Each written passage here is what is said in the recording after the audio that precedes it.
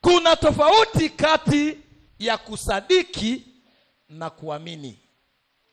There is a difference between believing and faith. Leo nataka nionyeshe tofauti iliyopo kati ya kusadiki na kuamini. Mathayo sura ya 9. Mathayo sura ya 9 mstari wa 27 mpaka 29. Vipofu wawili wakaja kwa Yesu Kristo. Bwana uturehemu. Bwana uturehemu. Yesu Kristo akaendelea kwenda. Akaingia kwenye chumba. Wale vipofu wawili wakaingia Yesu alipoingia.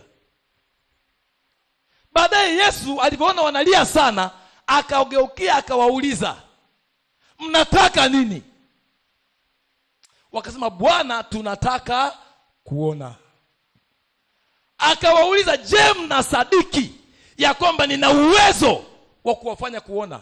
Wakasema, Bwana tunasadiki.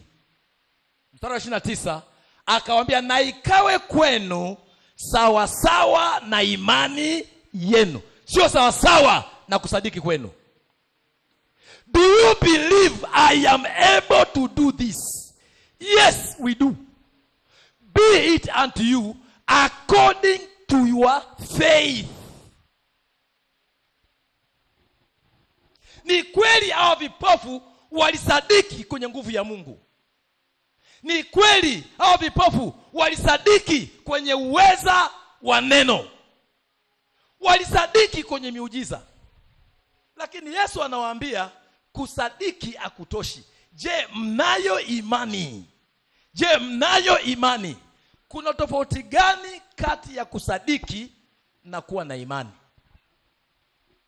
Kila mmoja wetu ambaye yuko mahali hapa, iwe umeokoka, iwe hujaokoka, iwe ni mchawi, iwe ni mtu wa Mungu, wote tunasadiki ya kwamba Mungu ana nguvu. Wote tunasadiki ya kwamba Mungu anaponya. Wote tunasadiki ya kwamba hakuna jambo ambalo linashindikana kwa Mungu. Lakini sio wote ambao tunaamini.